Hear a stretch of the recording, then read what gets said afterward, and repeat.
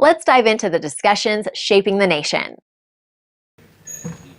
Minister, I think this is my first time addressing you, so I welcome you to your position and look forward to working with you in the time ahead. The Employment Contractual Retirement Age Bill 2025 in Ireland aims to help employers who are forced to retire before the state pension age of 66. It allows employees to choose not to retire at the contractual age if it's below 66, unless the employer has a valid reason. The bill also prevents employers from penalising employees who wish to continue working past the retirement age.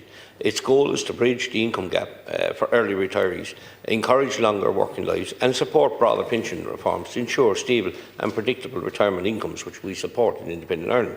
I propose that the retirement age be reinstated to its original threshold of 65 years. Additionally, individuals who are capable and willing to continue working beyond this age, Minister, should have the right to do so.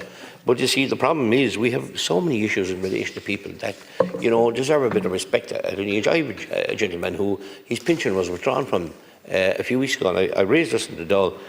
He went out, he had an operation in my own constituency, West Cork, at the end of the year, and his doctor advised him to take some time abroad if he could. He did, and his pension was taken away from him. Now, the funny thing is that he's on a non-contributing pension. Yeah, but it's on a pension. You're speaking what's beyond the retirement age, the same as Deputy Lawless. Yeah, and I'm talking about this gentleman who's beyond the retirement age. Yes. Yeah, so would you let me talk and let me finish my bit of time that I have?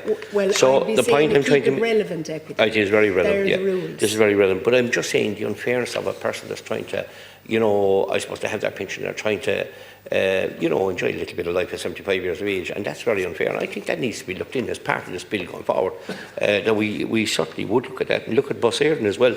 Up to 2008, CIE pensioners were awarded increases to their pensions in line with pay increases to active staff. Which clearly you don't understand. No increase in pensions has been approved by the CIE board since 2008. But the whole point I'm trying to make, young Cora, is that this could also be brought in under this bill going forward. These are people that haven't got a pension increase, and they're in your constituency, they're in my constituency since 2008. For 16 years, despite repeated requests and representations, the majority of CIE pensioners who are members of the 1951 scheme have no other income, and they do not qualify for the state pension because as public servants they paid class D1, which was not a choice when they joined CI. It was only the option. The consumer price index has increased by 20.8%. The state pension has increased by 24% before adding the living allowance and fuel allowance. And these staff, since 2016, CIE salaries for active staff have increased by approximately 30%. Increase for pensioners has been nil. And that's the point I'm trying to make, that while this bill is very, very important, and we need to, we are supporting this bill going forward, there's other improvements that need to be made, that people get into their elderly years need a little bit more respect. Minister, that isn't being afforded to them at this present time. And, I just named, a few of the issues there. There's CE workers coming to me, looking to see could they continue their work, looking to see could they stay working. That's been refused to them. Community employment workers and local community voluntary groups desperate to keep these workers on board, and they can't keep them on board. So I'd appreciate you might look into these other issues as well.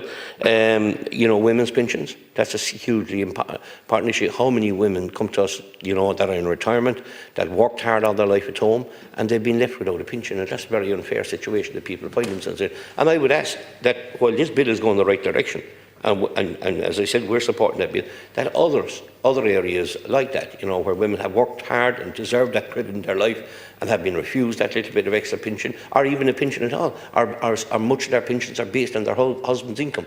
That has to stop. That has to stop. And these women deserve that respect, and that, unfortunately, is not afforded to them. And I'd ask for